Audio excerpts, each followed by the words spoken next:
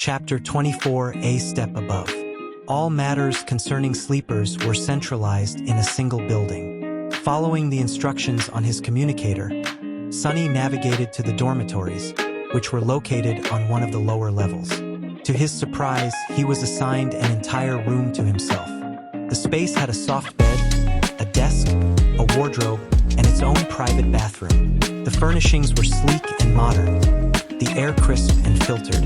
A false window on the outer wall projected a serene view of a snowy landscape, giving the illusion of a peaceful world outside. Even more shockingly, multiple outfits adorned with the Academy's insignia had been provided free of charge. How luxurious, Sonny thought in disbelief. Logically, he knew it wasn't anything extravagant. But for someone who had grown up scavenging on the fringes of society, this room felt like a royal suite. He scratched his head in wonder. Did I actually make it? Scanning the room, he smirked at his shadow.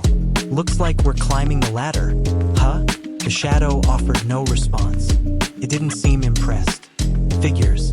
What would a shadow know about success anyway? He slipped into one of the new uniforms and checked himself in the mirror. Then, remembering something, he summoned his runes.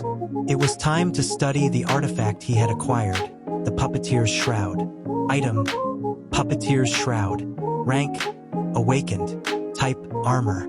Description: a seed of doubt once corrupted a noble king, turning him into a puppet over time. Eventually, the parasite left its host, and from the decaying corpse, a cocoon of black silk remained. Brave souls discovered it among piles of bones and crafted it into armor. Sonny made a face. Okay. Not unsettling at all. The first monster he'd slain had been a larva. If that was the early stage and the Mountain King a matured version, what came after that? Best not to dwell on it. He exhaled and summoned the armor. Threads of dark silk appeared and swiftly wrapped around him, forming an outfit of shadowy fabric with black leather axes on the shoulders and wrists. Lightweight, flexible, and silent. It was ideal for someone who thrived in darkness. A smile crept across his face. The armor would resist attacks from most lower-tier creatures, and he could sense a subtle mental clarity while wearing it. Mental resistance, too? Not bad. Of course, the shroud wasn't meant to be worn over regular clothes. Satisfied, he dismissed it and left the room, making his way to the cafeteria. Not bad at all, he thought, remembering everything he had gained since surviving the first nightmare. Dinner was as impressive as the accommodations. For the first time, Sonny tasted real meat, plentiful and unrestricted. There was rice, fresh bread, vegetables, fruit, sauces, and an array of beverages. Over the top, he mused, cautiously avoiding the coffee. He built a towering plate and sat down. As the rich, savory meat hit his tongue, stars filled his vision. This is divine, he nearly moaned.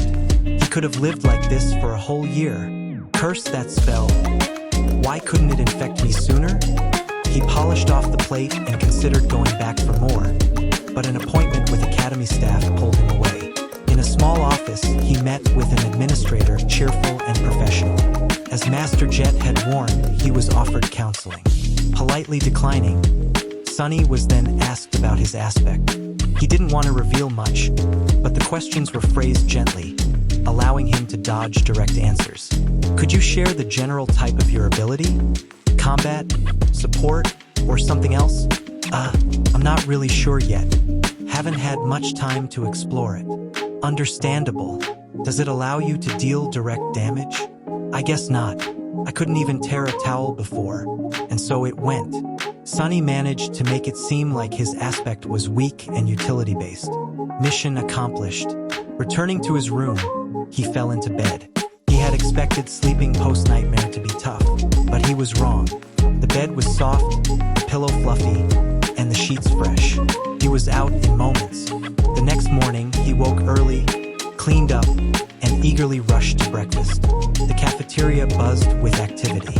After loading his plate with food, he found only one available spot, near the blind girl he'd seen the day before. Her table remained untouched by others. Sonny sighed. It looked like they'd be the two outsiders for the next month. couldn't enjoy the proximity to someone with a foot already in the grave. But what choice did he have? He nodded at her caretaker and sat down, pretending neither of them existed while he focused on his meal. Then a sudden uproar caught his attention. What's happening now? Looking up, he saw a crowd gathered around a large screen, faces filled with awe. It displayed rankings, likely based on recent interviews. Sunny spotted his own name near the bottom. Only one person scored lower, the blind girl. So her name was Kasia, but something else was clearly causing the buzz. He looked toward the top of the list. No way! She's a monster! Unbelievable! Castor sat at rank 2, and above him, a familiar silver-haired girl. Beside her portrait, 2 lines glowed on the screen. Name, Nephis. True name, Changing Star.